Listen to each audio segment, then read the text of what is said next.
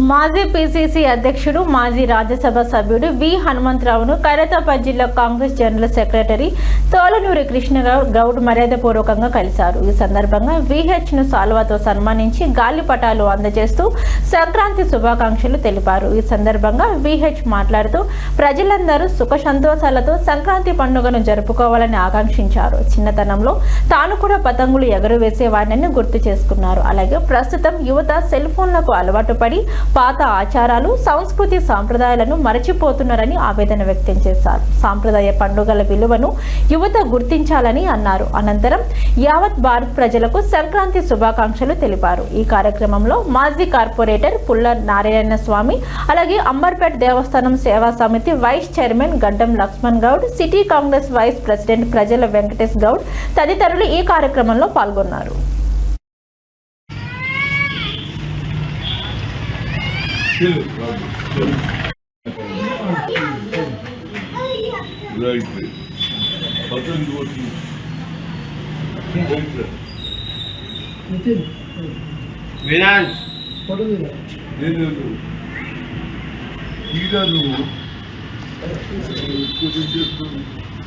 మన దగ్గర సంక్రాంతి అంటాం, అదే విధంగా తమిళనాడు, ఆంధ్రలో పొంగల్ అంటారు.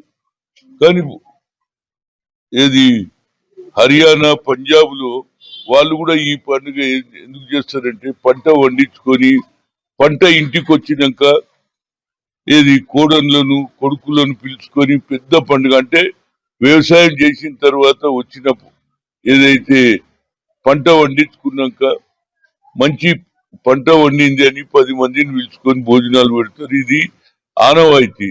అదే విధంగా మన యావత్ భారతదేశంలో పతంగుల పండుగ, దీంతో పాటు పతంగులు కూడా ఎగిరేస్తారు, ప్రతి ఒక్కరిని పిలిచి భోజనాన్ని పెడతారు.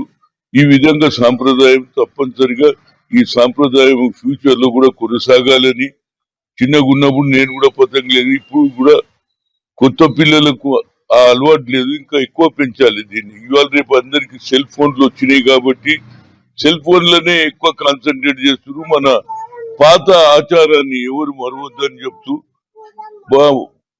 సంక్రాంతి శుభాకాంక్షలు ప్రతి ఒక్కరు సోదరిమణులకు వాళ్ళకు పండుగ బాగా జరుపుకోవాలని, పండుగ సందర్భంగా అందరికీ హృదయపూర్వక ధన్యవాదాలు.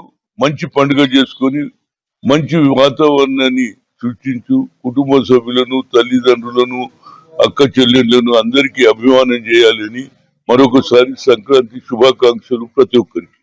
మన